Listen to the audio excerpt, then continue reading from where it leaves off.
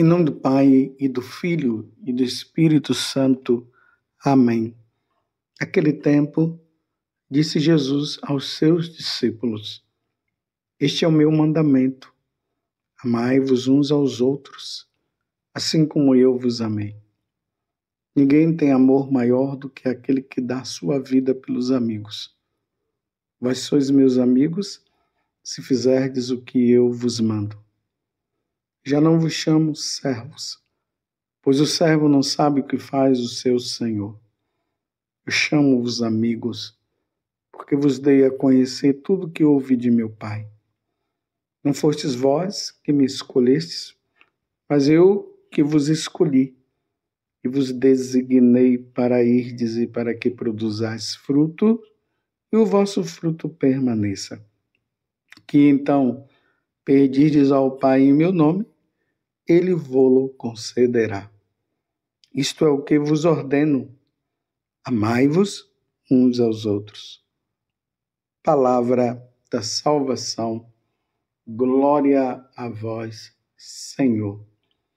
Meus irmãos e minhas irmãs, estamos no Evangelho de São João, capítulo 15, do 12 até o 17. E não sei se você tem percebido como durante esta semana Jesus ele tem falado com firmeza e repetido que nós devemos amar uns aos outros. Este é o mandamento que ele nos concede, é esse: amai-vos uns aos outros assim como eu vos amei. E não há maior amor do que aquele que dá a vida pelos amigos. Para Deus não há inimigos. Deus não tem inimigos. Até o próprio diabo. Ele não é, na visão de Deus, Deus não é inimigo do diabo. O diabo que é inimigo de Deus. Porque no coração de Deus não existe inimizade. No coração de Deus não existe desamor. Porque se Deus tivesse inimigos, ele sendo inimigo de alguém, de qualquer criatura, ele deixaria de ser Deus, porque ele passaria a ser imperfeito. Porque a inimizade é a imperfeição do homem. O homem que tem propensão a ficar de mal com essa ou com aquela pessoa, a guardar ódio por essa ou por aquela pessoa. Nós, seres humanos, somos assim. Isso é fruto do pecado original. Mas, da parte de Deus, isso não existe. Deus nos ama e nos ama de verdade. E a maior prova de amor que Deus nos deu foi essa. Ele deu a vida. O que foi que nós vimos lá na sexta-feira da paixão, senão esta situação dramática, onde estava ali a segunda pessoa da Santíssima Trindade, derramando sangue, sendo sufocado, porque aquela posição que ele estava na cruz levava ele a perder o ar. Tanto que ele, para tentar buscar um pouquinho de oxigênio, ele buscava a força se levantando um pouco, colocando as dores que ele tinha nos pés, então ele se levantava para poder respirar, e aí era uma dor muito grande. Aí ele tinha que voltar, aí as dores iam para os braços, para ele poder respirar um pouco. Foram 3 horas Jesus vivendo esse sofrimento, até que chegou o momento que ele entregou a vida. Entregou a vida por quem? Por aquelas pessoas que eram inimigas dele. Elas que eram, mas para Jesus, não. Eram amigas. Ali estavam aqueles que Jesus queria salvar, queria redimir. Então, uma vez que Deus nos ama, apesar das nossas faltas, e nós precisamos reconhecer as nossas faltas para aí sim buscarmos a reconciliação com Ele. Ele quer que também nós sejamos assim, que nós, diante das pessoas que se tornaram inimigas nossas, nós devemos ter sempre um coração que ama, apesar das traições, apesar de tanta maldade que os outros causam em nós. Mas humanamente é difícil para nós. É difícil nós amarmos os nossos inimigos. Mas onde é que nós vamos buscar este amor para poder amá-los? É quando nós nos voltamos para Deus. Olhamos para o crucificado. E ali nós dizemos: Senhor, se eu sendo tão mal, o Senhor continuou me amando ao ponto de dar vida por mim, quem sou eu para odiar? Eu não posso odiar. Eu não posso guardar ressentimento. Eu não posso guardar raiva no coração. Aí eu peço a Jesus, por meio do Espírito Santo, para que eu possa amá-lo como Ele me ama. Só que, humanamente, aqueles ressentimentos ficam. Então, o que fazer? Desejar o bem para aquela pessoa. Quando ela precisar, estarmos aí prontos para ajudá-las. E não permitir que esse ressentimento, essa mágoa, que muitas vezes fica no nosso coração, ela seja alimentada. Vós sois meus amigos, se fizerdes o que eu vos mando. E o que é que Jesus nos manda? Amai-vos. Amai-vos uns aos outros, assim como eu vos amei. E aqui eu te pergunto, e essa pergunta ela também vai para mim. Tem alguma pessoa na minha vida, e você na sua vida, que você tenha alimentado ódio, mágoa, que ela tenha feito a maior das aberrações? E Jesus está dizendo que devemos amá-la. Devemos amá-la. Uma das coisas que nós precisamos perceber se realmente nós temos ódio no coração em relação a alguém é se os nossos desejos para com ela seja o de maior sofrimento para ela, que seja o sofrimento do inferno. Se uma pessoa deseja para o outro o sofrimento do inferno, então ela está no auge do ódio. E aí, meus irmãos, se morre com esse sentimento, com esse desejo, sem o devido arrependimento não se salva. Agora imagina, o outro criou um problema, e nós olhamos para Jesus crucificado e devemos amá-lo, amar aquela pessoa, porque Ele nos ama e ama também aquela pessoa.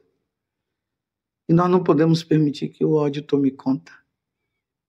Assim que são os seguidores de Jesus.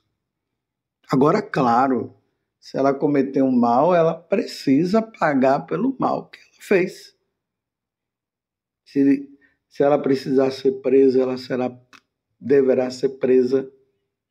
Se você precisar levar aquela pessoa para um boletim de ocorrência, você deve levar para o boletim de ocorrência, para que a justiça seja feita, mas não por vingança, porque quem faz o mal precisa pagar pelo mal cometido. Só que tem que ser aqui nesta vida. Porque uma pessoa que morre fazendo o mal, meu Deus do céu, pagar do outro lado, poderá até ser, dependendo da pena, que pode ser uma pena grandiosa como um pecado mortal, um assassinato, sabe lá outras coisas que tanta gente faz que nem cabe falar aqui. E ela morre sem um arrependimento. E aí ela vai ter que pagar lá. Por isso que tem coisas que precisam ser pagas aqui, agora. Porque a pessoa não pode morrer desse jeito. E quando Jesus diz que nós devemos amar como Ele nos ama, e não há maior amor do que dar a vida pelas pessoas, pelos amigos e tudo mais, Jesus, ele está mostrando para nós que nós não podemos de maneira nenhuma, como eu disse antes, guardar ódio no coração. A questão, meus irmãos, está aqui. É guardar o ódio. É desejar o mal. E aí o tentador se utiliza dessas situações para alimentar em nós. Ele vai trazendo as lembranças, começa a dizer, tá vendo, ela te prejudicou, agora você vai ficar aí nessa, você precisa se vingar. E assim por diante. Mas nós temos que dar ouvido a Deus. Deus é que vai julgar, Deus é que vai fazer da nossa parte. É preciso apenas que nós lutemos e não alimentemos esse homem que quer devorar o outro, que quer destruir o outro. Nós precisamos matar interiormente esse homem velho, essa mulher velha que está aí dentro, dizendo eu vou me vingar, eu vou destruir, eu vou acabar. E aí nós temos que matar sim. É esse homem velho, é essa pessoa que está dentro de nós que precisa ser matada. Não o outro. O outro não pode mais. Que mistério, meus irmãos. Que mistério. E é preciso ter muita graça. É preciso ter muito amor. É preciso meditar muito a paixão de nosso Senhor Jesus Cristo. É preciso pedir ao Senhor o entendimento de tudo isso. É necessário para que essas coisas elas não nos dominem. Porque nós somos de Deus. O que então pedis ao Pai em meu nome, Ele vô-lo concederá. Então vamos pedir isso. Peça a Deus para que esse ódio, essa mágoa, esse ressentimento que está no coração, ele saia. Pede a Deus. Reconheça realmente que humanamente é impossível conseguir uma coisa dessa, mas só por Deus, só por Deus, só por amor a Deus, só amando a Deus e compreendendo o amor dele para conosco. E ali no capítulo 3 do Evangelho de São João, quando diz o seguinte, que Deus amou tanto o mundo que deu o seu Filho para que todo que nele crê não pereça, mas tenha a vida eterna. Aí nós vamos compreender, nós vamos entender. Não é uma coisa que passa pelo sentimento, é pela nossa inteligência. Deus nos amou tanto que Ele deu o seu Filho único, o seu único Filho, para que Ele pudesse, através da morte dele, e aqui está a demonstração do amor, Ele pudesse salvar a todos nós. E aí nós não temos alternativa, meus irmãos. Aqui não é uma coisa forçada, é o entendimento. Ninguém entra no céu com maldade, com espírito de vingança. E essa é uma das artimanhas de Satanás. Ele sabe muito bem disso. E aí, quando as coisas vão acontecendo, ele vai ali, olha, ele vai pelas beiradas, ele vai colocando aquelas situações justamente para que nós possamos esquecer venhamos a esquecer o amor de Deus e gritar dentro de nós: vingança, vingança, vingança. Você que tem aí o seu irmão que diante da herança ele levou tudo e você guardou essa raiva no coração, não, peça a Deus a graça de você não ficar com ódio e até que ele se beneficie de todos esses bens. Mas saiba, meu irmão, que isso é roubo, ele roubou de você. Vai ser terrível se ele morrer com essa herança que era para ser dividida, ele pegou tudo, fez toda uma tramóia, dividiu tudo. Agora eu pergunto, uma vez que foi um roubo, e ele está desfrutando de todo este roubo, você quer vê-lo condenado? Então peça a Deus para que ele se arrependa. É isso que é preciso fazer, pedir a graça que ele se arrependa. E assim, são tantos exemplos, tantos exemplos. O marido que deixou a esposa que deixou o esposo. Essas questões aí de pais que fizeram mal para os seus filhos. Tantas coisas. Quando nós olhamos humanamente, nós poderíamos dizer vingança, vingança, vingança. Mas a vingança que nós devemos pedir a Deus é a vingança da conversão. Que se converta, que mude de vida o mais rápido possível antes que o Senhor chame. Porque depois aí não vai ter mais jeito. E o Senhor quer que todos estejam com Ele.